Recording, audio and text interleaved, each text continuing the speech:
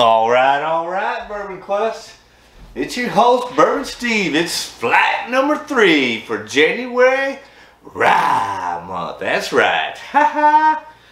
Alright, so we're gonna jump into things. We're gonna go through these super quick. Just give you my thoughts, my opinions, and whatever else. Who knows? So, real quick, we got a lineup of 4 tonight, and then a little special pour at the end. But in our flight, we have Old Forester 100 proof rye. We got Elijah Craig straight rye 94 proof.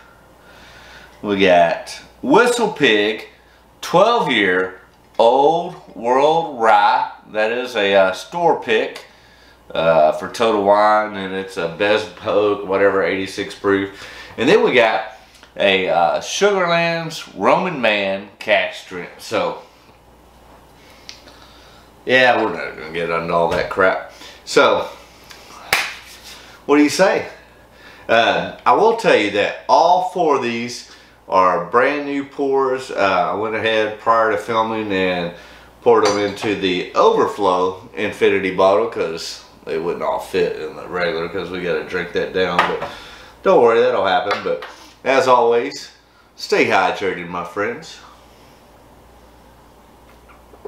Alright, let's get into these ryes. So let's do it. Now, I've already mixed these up, so don't pay attention about what glass is behind what bottle. It's irrelevant. Got my notepad ready to go. This one's like very sweet and caramel with just a hint of mint, but really sweet and caramel and vanilla. I mean, just a touch of mint, not very rye forward at all. Very sweet on the nose. We got plenty of vanilla and caramel. Just a touch of mint. I don't even know if I'd pick this out as a rye on the nose, but let's see what happens. Cheers, Bourbon Quest.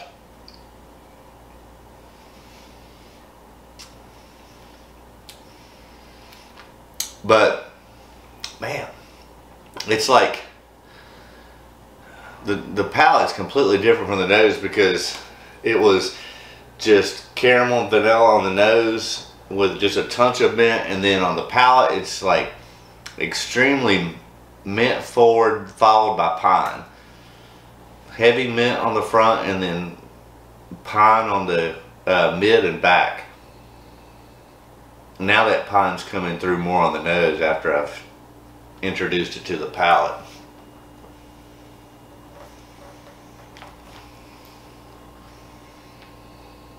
Kind of a confusing dram here, because the palate didn't match the nose, but then now that I've introduced the palate, that pine is really coming through more on the nose than it did initially.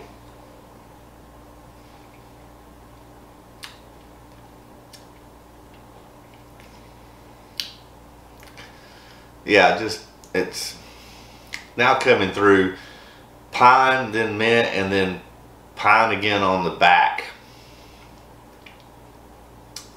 Not my favorite. I mean, it's not very complex. It's kind of confusing. I don't know what I think about that. It's a little perplexing. Alright, let's move on to number 2.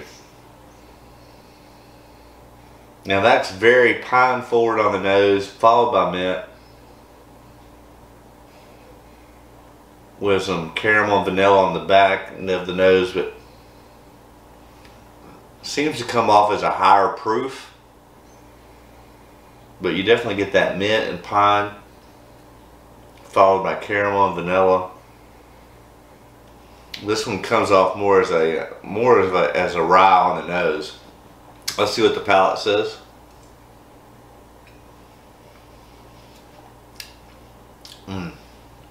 Wow. That is like very pine and then mint. Good mouthfeel and viscosity. Not a whole lot of burn, just enough to let you know it's there.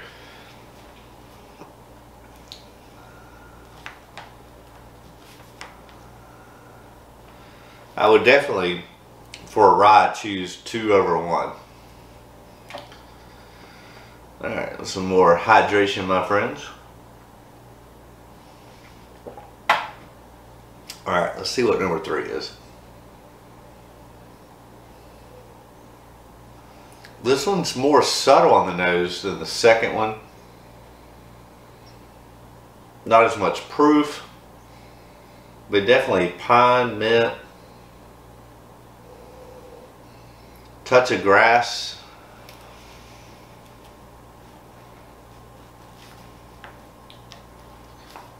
Less ethanol than the second one.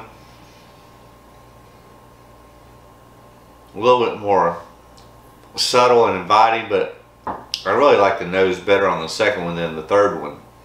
Alright, let's see what the palate says. Cheers, my friends.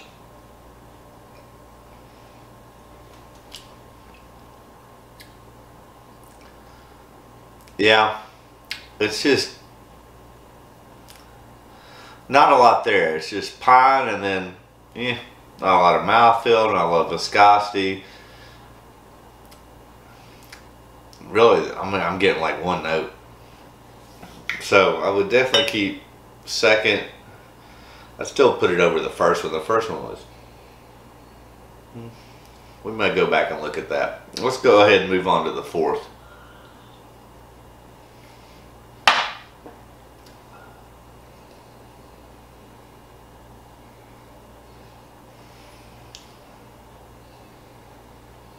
I'm getting very little on the nose on this. I'm getting hardly any type of rye spices, just a little bit of vanilla and caramel.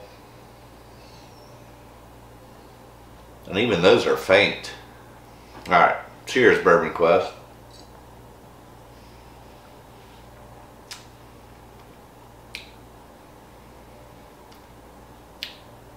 I mean, it drinks very good, very easy. But it's like vanilla, caramel with a touch of pine. Alright, so I think number 2 is easily the first place.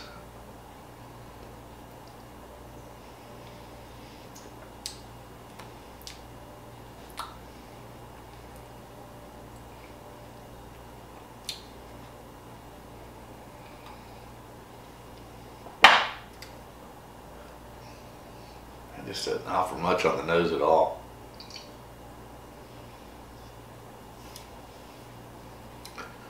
Alright, so I think based upon that, I'm going first, second, third, fourth. Alright. Now we get to find out the results as we do on blind. So based upon this, alright, I have an idea. 4th place, really? Okay. 4th place is Elijah Craig. Just didn't offer a lot. I mean, it drinks completely more like a bourbon.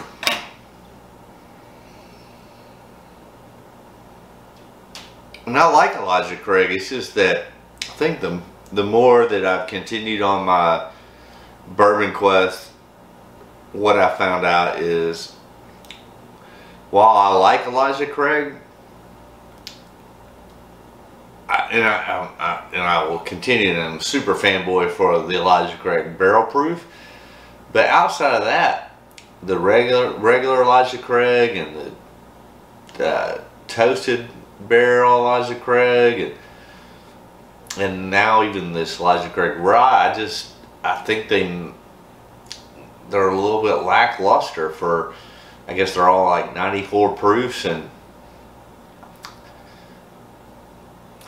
they don't do a whole lot for me. I mean, really, I'm pretty content to knock Elijah Craig out of everything that I keep on my shelf outside of the barrel proof, because those are by and large hitters. But I've been, over my quest, I've been disappointed and feel like they've under-delivered on the other offerings under that Elijah Craig brand name. Really, to me, I will continue to buy the Elijah Craig barrel proof, but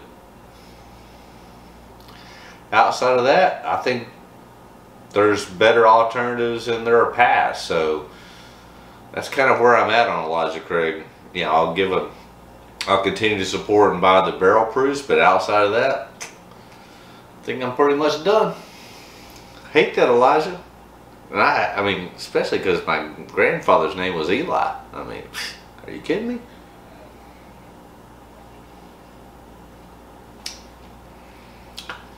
And it's not that it's bad, it's just that it just doesn't offer a whole lot. It's probably a barely legal rye.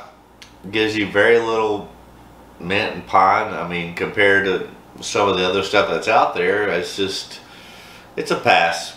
I give a pass on Elijah Craig. Alright, let's see, I'm right on my timer.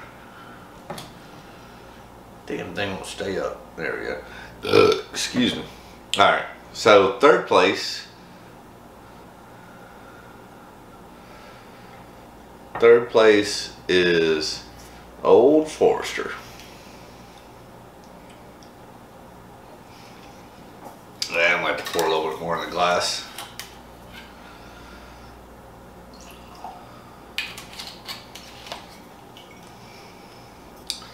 Old Forester rye.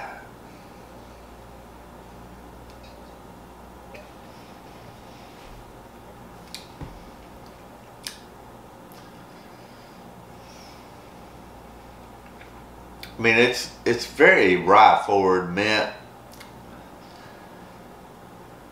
and pine. I mean, I don't know. It's not horrible. It's just not my thing. I don't know. I feel like I need to give it maybe a little bit more of a chance, but all right, let's go forward and see what's number 2. Get my glasses out here.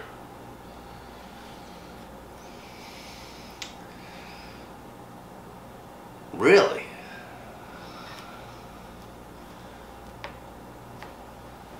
So second place is, what did I say? Third was Old Forester. Second place is Whistlepig.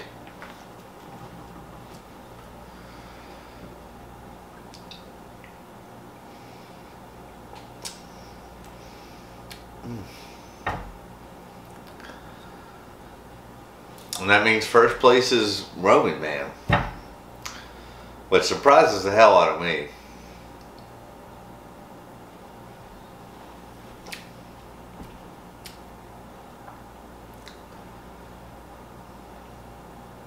I mean, yeah, it's really rye forward, and I mean it's a good little cast strength, 123 proof. So, all right, there you have it.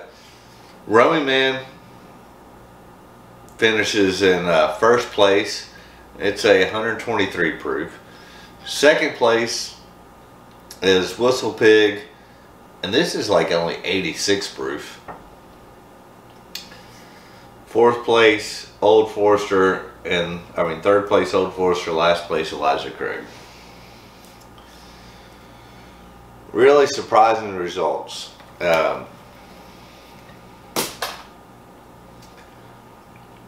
To be honest with you, and maybe it's because I've had some really other great ryes with Jack Daniels and Old Forester barrel proof. I'm not a fan really of any of these. Even the first place with Roaming Man.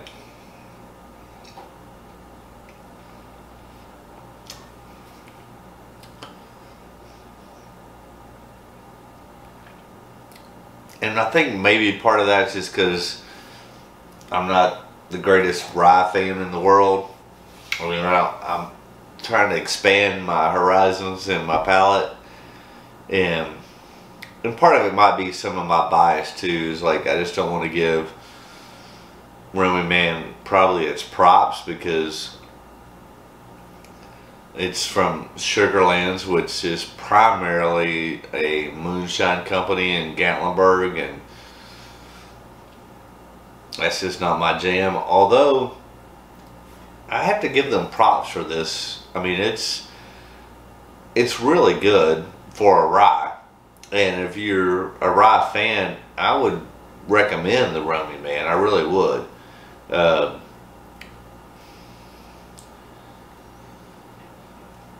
You know, I'm just trying to scale things back and eliminate some things, and it's not a distillery that I'm a fanboy for, and it's not tremendous enough to where it would sway me over. But I would say that if you are a rye lover, I mean, and you get a chance to get a Roaming Man, I would recommend that. It's just probably not my thing. So, but all right, there you got it. That's enough I've said. I'm not a fan really of any of these. They didn't do enough for me to warrant me buying any of these again. That's my opinion. Yours may differ, but obviously, yeah, feel free to leave your comments if you want to tell me that I'm wrong, or if you agree, or if you think I'm crazy, which I would agree with. But also, if you haven't already done so, we're trying to get to 500 subscribers. You know, I know that's not a lot for a lot of people, but that's our next goal here on Bourbon Quest. So if you like the content that I'm bringing and everything, feel free, please hit that subscribe button, ring the bell for notifications, leave a comment, smash that like button, tell me where I'm wrong. But I'm a little disappointed in tonight's lineup because none of these really did anything for me. But that being said, we still got some time to do a special pour. So this is not going to be an infinity bottle because I do not own this bottle. I'm only doing it tonight because I got a sample. And shout out to Chase. My buddy Chase got me this sample of Midwinter's Night Dram. I had an opportunity to purchase it, and I turned it down just because, as I've said before, I'm not the biggest rye fan in the world, and definitely not the biggest finished whiskey stuff in the world. But I know Midwinter's Night Dram gets a lot of props. Everybody chases it. And so I wanted to leave those out there for you Bourbon Questers that were chasing Midwinter's Night Dram when it was something that, yeah, well, I could take it or leave it, and I left it for you guys. But I was interested to try it, and my buddy Chase was able to hook me up with a sample. So let's do Midwinter's Night Dram. Stay hydrated, my friends. As I said, I don't own this bottle. I just had this sample from Chase. Thank you, Chase. I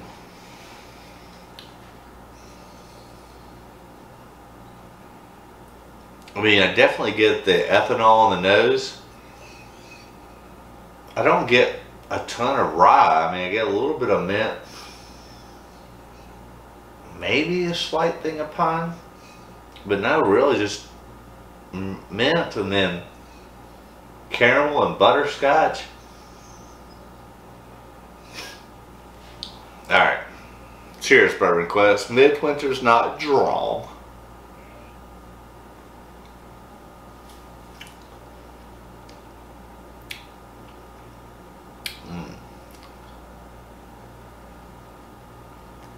Now that is good. It's man, it's like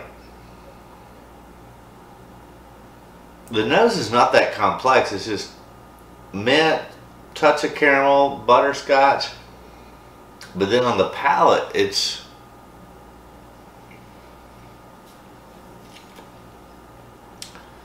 very sweet, and then mint, pine, and then butterscotch, caramel, and vanilla. Like, maybe I was wrong on that.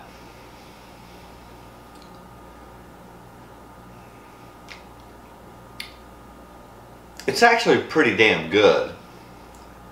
And I want to say MSRP on that's around $80, $85. That's about right. I wouldn't pay anything more than that, personally. And while I passed on that one because, you know, I'm not that crazy about rye, and I'm definitely not that crazy about finished whiskeys. I mean, some of them are okay, but, you know, I guess I'm more of a traditionalist.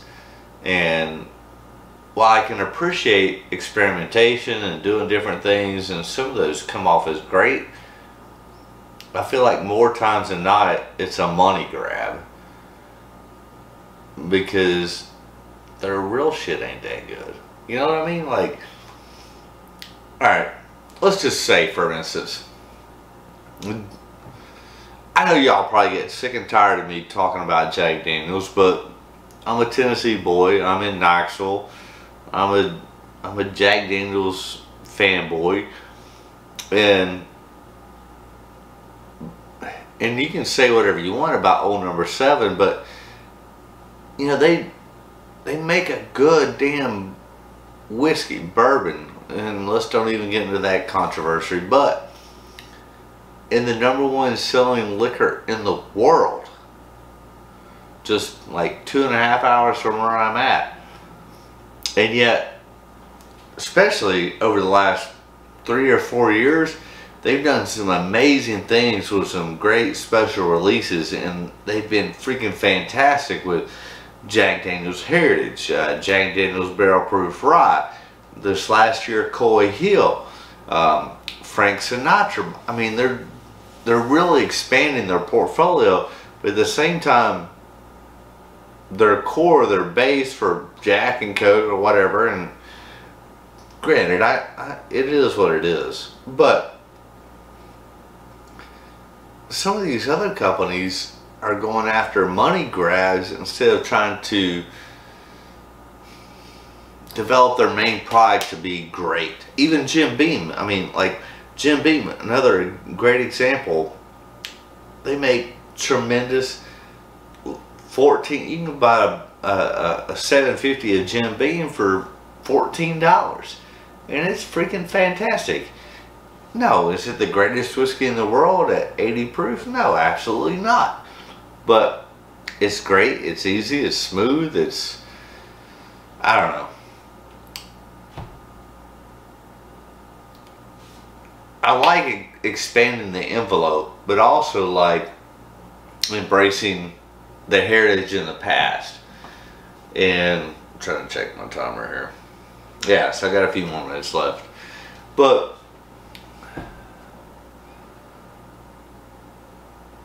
and yes, I get it. I'm glad that a lot of these big boys have gotten also into rye, because we need them. But I mean, I love Old Forester, but I'm not a huge fan of this 100 proof rye. And granted, and I say that with a caveat because I'm trying to expand my horizons, and I know I'm not the biggest rye guy in the world. While I think I can appreciate a great rye or even a good rye, I don't think these are it. I mean, I'm sorry. Yeah, I'll take a Willet rye. I'll take a Pikesville, a Rittenhouse, a Knob Creek Cask Strength over these. And I guess that's all I'm saying is, I'm not trying to disparage any of these products. I just think that for me, they're not my jam. They're trying to expand into areas that is not their forte, and they fall short. That's my opinion. That's all I got to say. But the one thing that may change my mind is next year, well, this year, 2022, if I had the same opportunity to buy Midwinter's Night Dram instead of passing it up to get just a sample, I'll probably go ahead and buy a bottle. And hey, and see what happens. Because this is actually pretty damn good.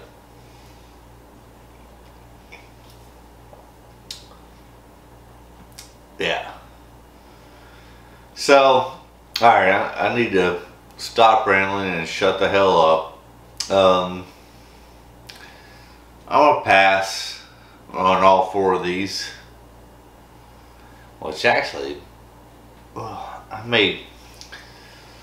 I was hoping that would make my decision easier. I was thinking about, this is the Whistlepig 12-year. It's a best poke, whatever, old world rye. I wasn't that impressed by it. I